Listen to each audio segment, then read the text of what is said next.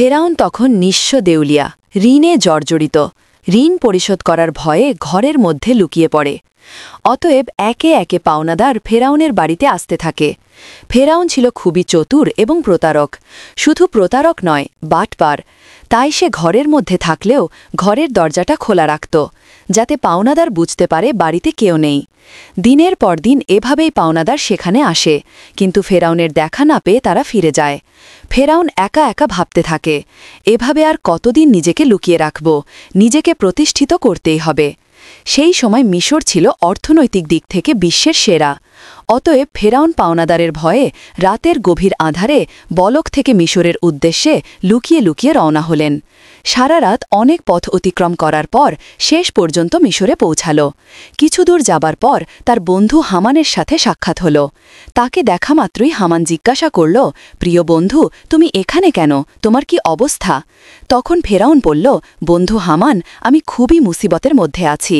পাওনাদারের ভয়ে লুকিয়ে পালিয়ে এসেছি। আমি একেবারে নিঃস্ব, চারিদিকে ঋণে জর্জরিত। এখন আমার কোনো একটা কাজের প্রয়োজন। তখন হামান বলল, ফেরাউন, আমারও একই অবস্থা, আমারও একটা কাজের প্রয়োজন। অতএব ফেরাউন ও হামান কাজের সন্ধানে বেরিয়ে পড়লেন। কিছু পথ অতিক্রম করার পর তারা ক্ষুধায় এবং তৃষ্ণায় কাতর হয়ে পড়েছিল। দূরে লক্ষ্য করে দেখল একটি লোক তরমুজ খেতে তরমুজ কাটার কাজ করছে। তখন ফেরাউন ও হামান ধীরে ধীরে সেই তরমুজ খেতে সামনে গিয়ে বলল, চাচা যান, আমরা খুবই ক্ষুধার্ত, আমাদেরকে কিছু তরমুজ খেতে দেবেন? এই কথা শোনা মাত্রই লোকটি তাদের তরমুজ খেতে দিল। তারা পেট ভরে তরমুজ খেয়ে তৃপ্তি পেল। তারপর ওই তরমুজ ক্ষেতের মালিক তাদেরকে জিজ্ঞাসা করল, তোমাদের তো আগে কখনো দেখিনি, তোমরা কে আর কোথা থেকে আসছ? তখন ফেরাউন বলল, আমরা ভিনদেশী বলক থেকে আসছি কাজের জন্য। তরমুজ ক্ষেতের মালিক ভাবল তারও কাজের লোক দরকার, তাই সে তাদেরকে বলল, তোমরা কি আমার কাছে কাজ করবে?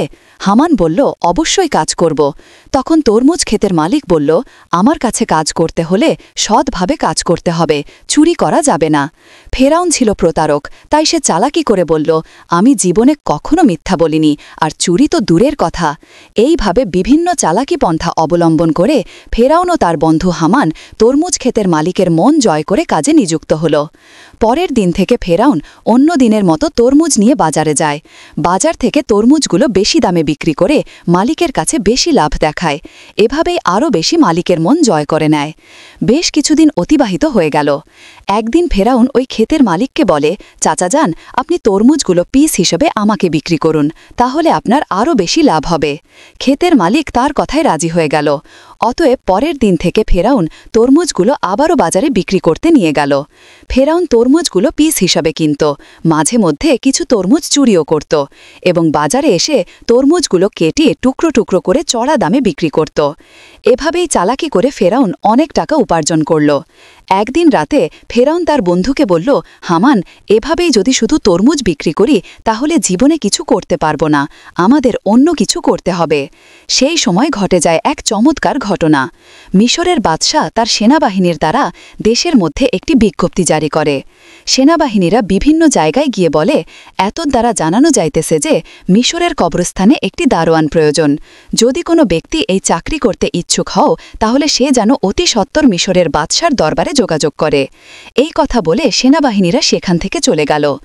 এই সমস্ত কথা প্রত্যক্ষ পরোক্ষভাবে শ্রবণ করার পর ফেরাউন তার বন্ধুকে বলল, হামান, চলো আমরা রাজদরবারে যাই।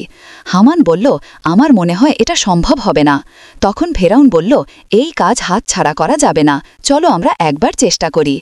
অতএব ফেরাউন ও হামান দেরি না করে সাথে সাথে মিশরের রাজদরবারে হাজির হল। মিশরের বাদশাহ তাদেরকে জিজ্ঞাসা করল, তোমরা কে আর কি চাও? তখন ফেরাউন করজোরে অনুরোধ করে বলল, আমি মুসাফির, ভিন দেশ থেকে এসেছি, আমি খুবই অভাবী। আমি শুনেছি আপনি কবরস্থানে দারোয়ান নিযুক্ত করবেন, তাই দয়া করে যদি আমাকে এই চাকরিটা দিতেন আপনার কাছে চিরকৃতজ্ঞ থাকতাম। মিশরের বাদশাহ ফেরাউনকে দেখে মনে মনে ভাবল, তার তো শরীর স্বাস্থ্য ভালো, চেহারাও ভালো, মনে হয় সে পারবে। এই ভেবে ফেরাউনকে কবরস্থানের দারোয়ানের চাকরিতে নিযুক্ত করল। পরের দিন থেকে ফেরাউন মিশরের কবরস্থানে দারোয়ানের চাকরিতে নিযুক্ত হল। দিন রাত ফেরাউন কবরস্থানের সামনে দাঁড়িয়ে থাকে, আর পাশে একটি ছোট্ট ঘরে তার বন্ধু হামান ও ফেরাউন একসাথে বসবাস করে। একদিন রাতে কয়েকজন লোক একটি মৃত লাশকে দাফন করতে আসলো, কিন্তু ফেরাউন তাদেরকে বাধা দিল, কবরস্থানে ঢুকতে দিল না। তখন তারা বলল, কি ব্যাপার, আপনি লাশ দাফন করতে বাধা দিচ্ছেন কেন? আসলেই ফেরাউন ছিল প্রতারক এবং বাটপার, তাই সে চালাকি করে বলল, আপনারা কি শোনেননি মিশরের বাদশা নতুন আইন করেছে, মৃত লাশকে দাফন করতে হলে 1 স্বর্ণ মুদ্রা দিতে হবে। এই লোকগুলো ফেরাউনের কথা বিশ্বাস করে নেয় এবং তাকে 1 মুদ্রা দিয়ে লাশ দাফন করে। এভাবেই প্রচার হয়ে যায় যে একটি লাশ দাফন করতে হলে 1 স্বর্ণ মুদ্রা দিতে হবে। এভাবেই ফেরাউন প্রতারণা করে অনেক টাকা উপার্জন করে। সেই সময় ঘটে যায় আজব ঘটনা। মিশরে সেই সময় আল্লাহ গজব শুরু হয়। চারিদিকে কলেরা বসন্ত রোগে প্রচুর মানুষ মারা যেতে থাকে। অতএব কিছু লোক মৃত লাশকে দাফন করার জন্য কবরস্থানে আসলো। তখন ফেরাউন আরও চালাকি করে বলল, মিশরের বাদশা নতুন আইন করেছে, যদি কোনো ব্যক্তি কলেরা বসন্ত থেকে মারা যায় তাহলে 2 স্বর্ণ মুদ্রা দিয়ে তবেই তাকে এই কবরস্থানে দাফন করতে পারবে। ফেরাউন প্রতারণা করে সবার কাছ থেকে স্বর্ণ মুদ্রা নিয়ে অনেক টাকা উপার্জন করল। এভাবেই সেই বছর অতিবাহিত হয়ে গেল। এরপর ফেরাউন তার বন্ধু হামানকে বলল, হামান, এই দেখো 2 বস্তা টাকা উপার্জন করেছি, কিন্তু এগুলো আমরা মিশরের বাদশার নিকট নিয়ে যাব। এই কথা শুনে হামান যেন চমকে গেল। সে বলল, ফেরাউন, তোমার কি মাথা খারাপ হয়ে গিয়েছে?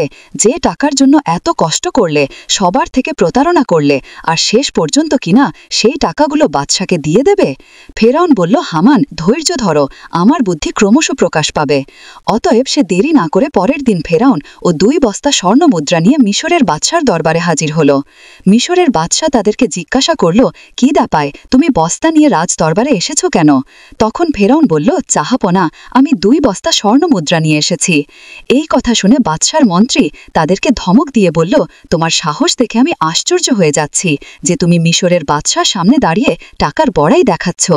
তখন মিশরের বাদশা বলল, এত স্বর্ণ মুদ্রা তুমি কোথায় পেলে, আর এটা নিয়ে এসেছ কেন? তখন ফেরাউন বলল, চাহাপনা, যারা মৃত লাশকে দাফন করতে আসত তাদের কাছ থেকে আমি 1 স্বর্ণ মুদ্রা নিতাম, তাছাড়া এতে আমার বেতনের টাকা আছে। আমার মূল উদ্দেশ্য হল মিশরে গত 2 বছর যে সকল গরিব মানুষ খাজনা দিতে পারেনি তাদের পক্ষ থেকে আমি স্বর্ণের মুদ্রাগুলি আপনাকে দিলাম, আপনি তাদের খাজনা মাফ করে দিন। এমন কথা শুনে সেখানে থাকা সমস্ত লোক আশ্চর্য হয়ে গেল। মিশরের বাদশা তার এই কর্মকাণ্ড দেখে আকর্ষিত হল এবং তার প্রতি বিশেষ দৃষ্টি আকর্ষণ করল। পরের দিন থেকে সারা মিশরে প্রচার হয়ে গেল যে একজন কবরস্থানের দারোয়ান মিশরের গরিব মানুষের 2 বছরের খাজনা মিটিয়ে দিয়েছে। সমস্ত মিশরের লোক বলতে লাগল, এমন ভালো মানুষ সারা মিশরে দ্বিতীয়টি দেখা যায় না। ওই ব্যক্তিটি কবরস্থানের দারোয়ান না হয়ে যদি আমাদের দেশের বাদশা হতো তাহলে কতই না সুখী হতাম। এভাবেই প্রথমে মিশরের বাদশা তার কর মিশরের মানুষের মন জয় করে নিল। অতএব অনেক দিন অতিবাহিত হয়ে গেল। একদিন মিশরের বাদশা বার্ধক্যজনিত ইন্তেকাল করলেন। তখন চারিদিকে সবাই চিন্তিত হয়ে পড়ল, কে হবে দ্বিতীয় রামেসিস মিশরের বাদশা।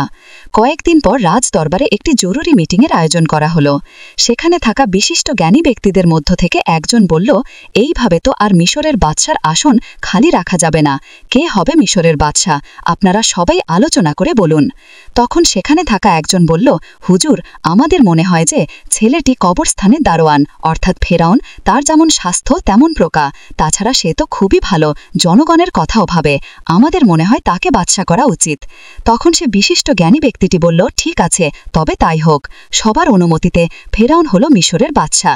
যে লোকটি একদিন তরমুদ বিক্রি করত, কবরস্থানে দারোয়ান ছিল, ভাগ্যের পরিবর্তনে আজ সে সমগ্র মিশরের বাদশা। আসলে ফেরাউন যে কত নিকৃষ্ট মানুষ ছিল তা কারো জানা ছিল না।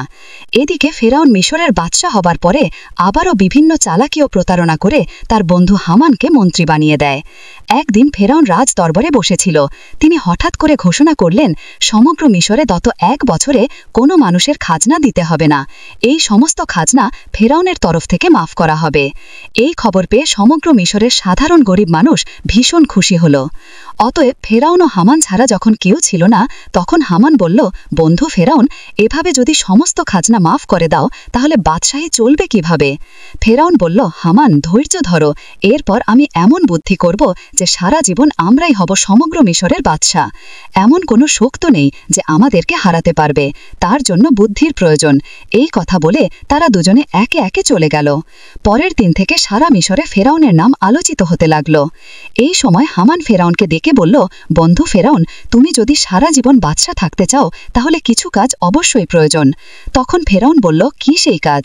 এরপর হামান একে একে সব বলে দিল। অতএব ফেরাউন রাজ দরবারে একটি জরুরি মিটিংয়ের আয়োজন করল। তখন ফেরাউন বলল, আজ থেকে সারা মিশরে কোনো শিক্ষা ব্যবস্থা থাকবে না, সমস্ত পাঠশালা বন্ধ করে দেওয়া হবে। ফেরাউন রাজকীয় ফরমান জারি করল, মিশরের কোনো ব্যক্তি শিক্ষা নিতে এবং দিতে পারবে না। যদি কোনো ব্যক্তি সারা মিশরে যারা ছোট ছোট পাথরের মূর্তি বানিয়ে পূজা করে সেগুলি যেন ভেঙে দিয়ে ফেরাউনের মূর্তি পূজা করে। এভাবেই অল্পদিনের মধ্যে ফেরাউনের কথায় ভীত হয়ে লেখাপড়া বন্ধ করে দেয় এবং সমগ্র মিশরের মানুষ আল্লাহর কথা ভুলে গিয়ে মূর্খ অজ্ঞতা হয়ে পড়ে। মানুষ সম্পূর্ণরূপে চতুষ্পদ জন্তুর মতন হয়ে পড়ল। এরপর ফেরাউন ব্যাপক অহংকারী হয়ে গেল। নিজেকে এত বড় মনে করতে লাগল যে অহংকারে পরিপূর্ণ হয়ে নিজেকে খোদা দাবি করল। দিনের পর দিন জনগণের ওপর খাজনার পরিমাণ বাড়িয়ে দিল। অন্যায় অত্যাচার বেড়ে গেল। একাকী ফেরাউন সারা মিশরে শাসনকার্য চালাতে লাগল। সুদ, ঘুষ, জেনা, ব্যভিচারের পরিমাণ বেড়ে গেল। এক কথায় ফেরাউন বনি ইসরায়েলদের অপমান অপদস্থ করতে লাগল।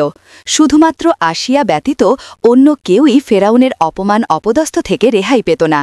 কারণ আসিয়া ছিল সে যুগের সবচেয়ে সুন্দরী, গুণবতী এবং ধার্মিক নারী। সুতরাং বহু বছর পর ফেরাউন আসিয়াকে স্ত্রীরূপে বরণ করেছিল। একদা আসিয়া তার নিজ কক্ষে বসেছিলেন। মনে মনে ভাবতে লাগল, যেভাবে স্বামী ফেরাউন দেশের জনগণকে অন্যায়ভাবে অত্যাচার করছে, নিজেকে খোদা বলে দাবি করছে, তাতে নিজে তো আল্লাহর গজবে পতিত হবেই এবং দেশের সমস্ত মানুষকে ধ্বংস করবে। ঠিক ওই সময় ফেরাউন সেই কক্ষে প্রবেশ করল এবং বলল, আসিয়া, তোমাকে এমন চিন্তিত দেখাচ্ছে কেন? তখন আসিয়া বলল, প্রিয় স্বামী, আপনি নিশ্চয়ই জানেন যে এই পৃথিবী, চন্দ্র, সূর্য, আসমান, জমিন সব কিছুই সেই মহান আল্লাহ তাআলা সৃষ্টি করেছেন। সুতরাং মানুষ যতই ক্ষমতা লাভ করুক না কেন, একটি ছোট্ট পতঙ্গ সৃষ্টি করতে পারে না। মানুষ মরণশীল, একদিন সবাইকে পৃথিবী ছেড়ে চলে যেতে হবে। তাই আপনি নিজেকে খোদা দাবি বন্ধ করুন এবং আল্লাহর পথে ফিরে আসুন। এই কথা শোনা মাত্রই ফেরাউন খুবই রাগান্বিত হয়ে ধমক দিয়ে আসিয়াকে বলল, আসিয়া, এই কথা যদি অন্য কেউ বলতো তাহলে তাকে আমি হত্যা করতাম।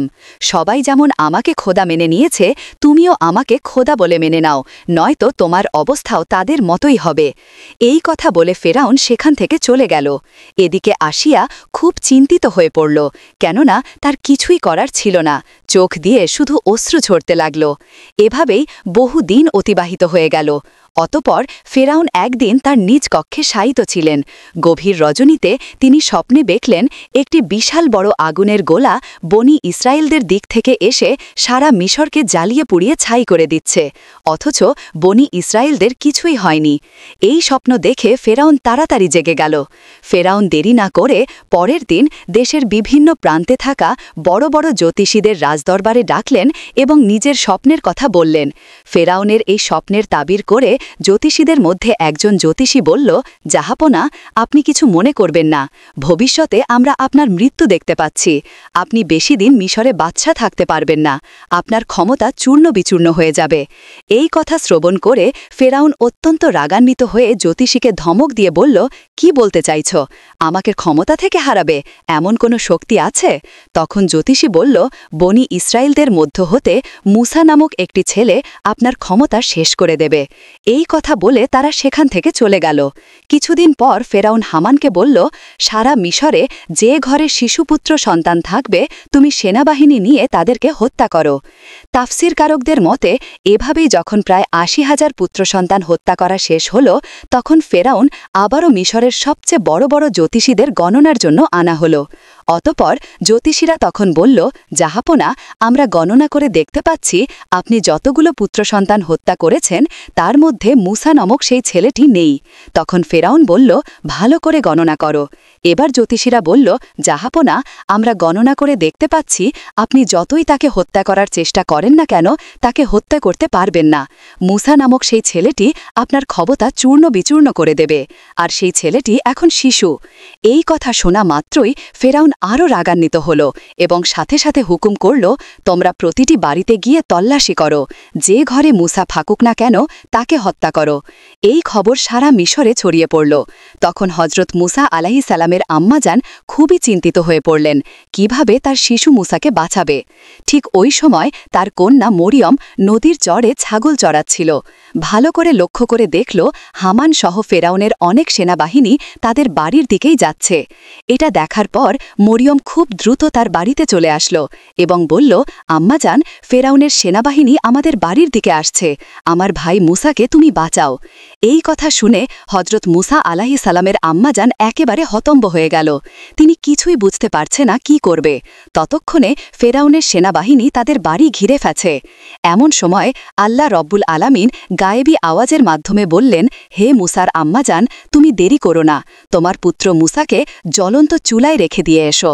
হজরত মুসা আলাইহিস সালাম আর দেরি না করে জ্বলন্ত চুলায় শিশু মুসা আলাইহিস সালামকে রেখে দিলেন। আর তখন হঠাৎ করে ফেরাউনের সেনাবাহিনী ঘরের মধ্যে প্রবেশ করল। তারা বলল, আমরা খবর পেয়েছি তোমার ঘরের মধ্যে মুসা নামক পুত্র সন্তান আছে, তাড়াতাড়ি আমাদের কাছে দিয়ে দাও। তখন আম্মাজান বলল, এই দেখুন, আমার তো কন্যা সন্তান, যদি আমার ঘরে মুসা থাকে তাহলে তোমরা খুঁজে বার করো। তারপর ফেরাউনের সেনাবাহিনী ঘরের এদিক ওদিক তন্ন তন্ন করে খুঁজতে লাগল, কিন্তু কোথাও পেল না। অবশেষে সেখান থেকে তারা সবাই চলে গেল। এরপর হজরত মুসা আলাইহিস সালামের আম্মাজান কাঁদতে কাঁদতে ওই জ্বলন্ত চুলার কাছে গিয়ে দেখল হজরত মুসা আলাইহিস সালাম বেঁচে আছে এবং ওই জ্বলন্ত আগুনের মধ্যেই খেলা করছে। আল্লাহর কুদরতে হজরত মুসার একটি পশমও আগুনে পড়েনি। তখন হজরত মুসা আলাইহিস সালামের আম্মাজান আল্লাহর দরবারে শুকরিয়া আদায় করলেন এবং বললেন, হে আল্লাহ, তুমি সমস্ত ক্ষমতার মালিক, সমস্ত প্রশংসা তোমারই। আল্লাহ গো, তুমি আমার পুত্র মুসাকে বাঁচিয়েছ। অতপর হজরত মুসা আলাইহিস সালামের আম্মাজান ওই দিন রাতে স্বপ্ন দেখলেন আল্লাহ রব্বুল আলামিন বলছেন, তুমি একটা কাঠের সিন্দুক তৈরি করো এবং হজরত মুসা আলাইহিস সালামকে ওই সিন্দুকের মধ্য দিয়ে নীল নদে ভাসিয়ে দাও। এদিকে আল্লাহ রব্বুল আলামিন হজরত জিব্রাইল আলাইহিস সালামকে ডেকে বললেন, হে জিব্রাইল, তুমি যাও মুসা আলাইহিস সালামের সাহায্য করো। এই নির্দেশ পেয়ে হজরত জিব্রাইল আলাইহিস সালাম মুসা নবীর বাড়ির দিকে আসতে লাগলেন। সকালবেলা হজরত মুসা আলাইহিস সালামের আম্মাজান নিজের ঘরের সামনেই খুবই চিন্তিত অবস্থায় ছিলেন। এমন সময় দেখলেন একজন দরবেশ তার বাড়িতে এসে হাজির হলেন। তখন মুসা নবীর আম্মাজান বলল, আপনি কে? আপনাকে তো চিনলাম না। তখন তিনি নিজের পরিচয় গোপন রেখে বললেন, আমি একজন কাঠমিস্ত্রি, আপনার কি কোনো কাঠের জিনিস তৈরি করতে হবে? সাথে সাথে মুসা নবীর আম্মাজান বলল, অবশ্যই, আমার একটা কাঠের সিন্দুক তৈরি করতে হবে। আর এভাবেই আল্লাহ তাআলা সেদিন জিব্রাইল আলাইহিস সালামের মাধ্যমে মুসা আলাইহিস সালামের আম্মাজানকে সিন্দুক বানিয়ে সাহায্য করেছিল।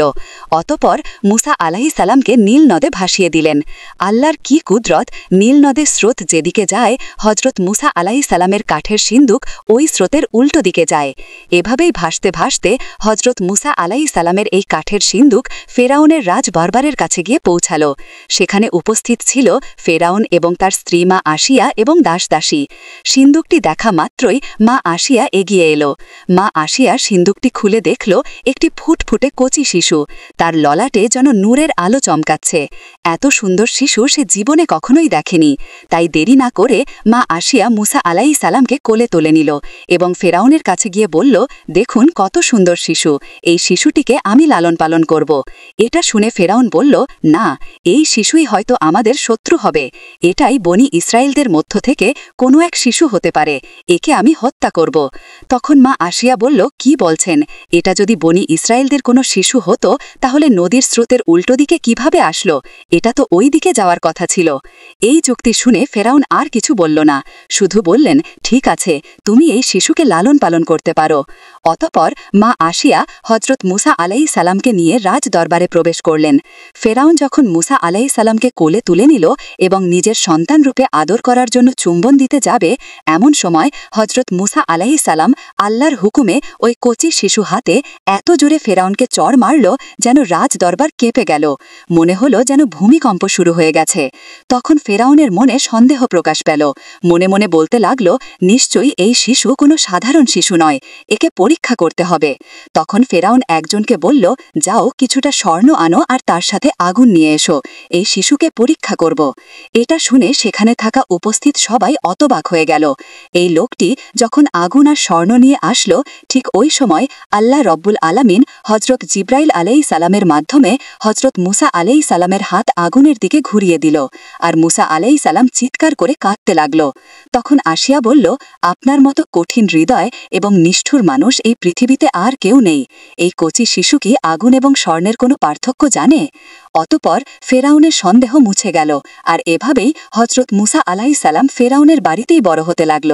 প্রিয় দর্শক, আজকের ভিডিও এখানেই শেষ। আসসালামু আলাইকুম, সবাই ভালো থাকবেন।